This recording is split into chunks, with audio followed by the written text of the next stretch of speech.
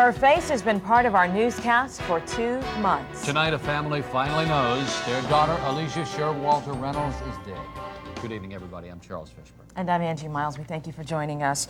Autopsy results are in tonight on a body found in Culpeper. Remains have been identified as those of Alicia Showalter Reynolds. These aerial pictures now show you exactly where Reynolds' body was discovered. The shallow grave is covered by a tarp. This part of Culpeper is remote and wooded, but logging crews just clear-cut here. Given the circumstances, it's not surprising it took 2 months to find the body. We have 4 reporters working this story. We begin with Michelle Mowry, who has been on the story from the beginning. She is live in Culpeper with details of the discovery. Michelle? Charlie, Angie, it is still unknown just how long Alicia Showalter Reynolds' body has been up here, and police still aren't saying how she was murdered. But the discovery of her body in a clear-cut area about half a mile behind me is one answer in this case, but there are still a lot of questions. A gruesome discovery off a rural country road ends a 2-month mystery. This is the shallow grave where Alicia Showalter Reynolds' remains were found. A worker at a nearby counseling center noticed buzzards flying above the recently clear-cut land late yesterday. Since the discovery, police have been camped out here. Truckloads of troopers and FBI agents with the help of search dogs have combed the area for more evidence. Police hope it won't be long before they can bring this case to a close. We are closer. I'd say we're a lot closer. And unfortunately, finding her will help the case, but of course it's a tragedy, and no one wanted to see this happen. New evidence is being coupled with more leads. Many residents in this quiet Culpeper community say they've seen the suspect police believe murdered Reynolds several times in this parking lot, on this payphone. And I saw this little truck with the mark on the side, and it looked like it had been painted over lightly. So I couldn't see the license plate because I turned real fast, and he was pulling out and going toward Fredericksburg. Now, since yesterday's discovery here in Lignum, police say they have been swamped with calls. They also say that they hope an arrest will come soon. Charlie, Angie? All right, Michelle reporting live, and this has been a very difficult day for many of us. Our prayers are with Alicia's family, who felt the need today to come forward and talk about the young woman so many of us had prayed would be found safe. Corinne Geller continues our team coverage by phone from Alicia's hometown of Harrisonburg. Corinne. Charlie and Angie, today's press conference was an emotional one as Alicia Showalter Reynolds' husband, parents, and uncle thanked everyone for their support and many prayers.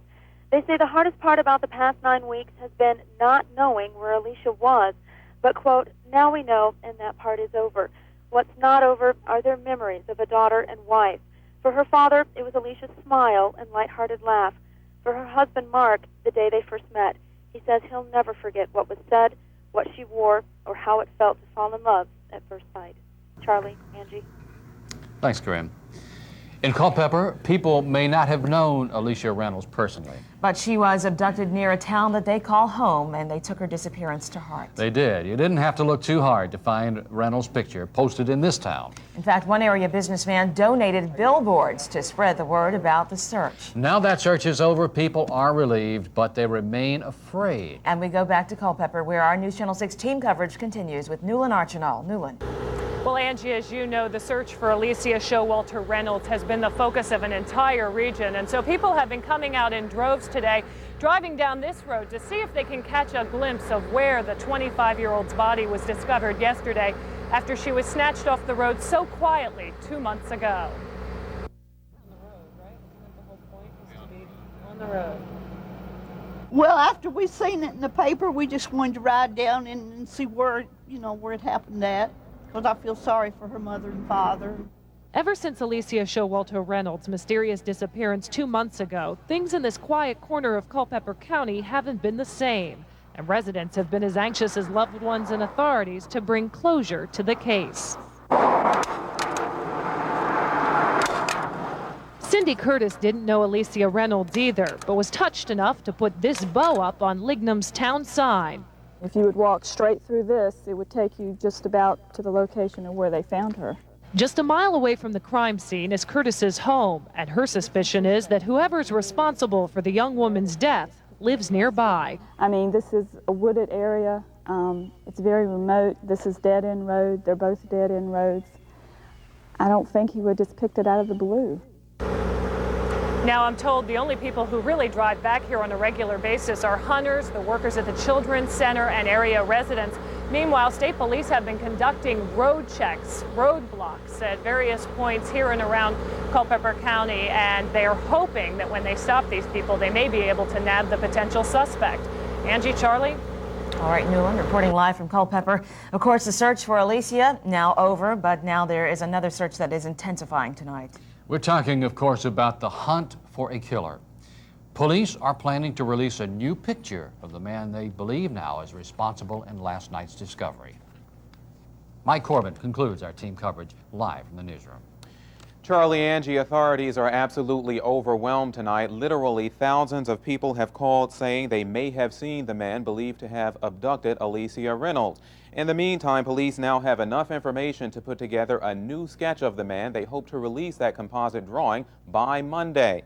In the meantime, authorities are currently circulating this picture of the suspect. They hope to perfect a new composite drawing. Tonight, they are questioning about a dozen women who reported they were being stalked by the same man. Police say they believe the man knows Culpeper very well and that he may even be a native of the area.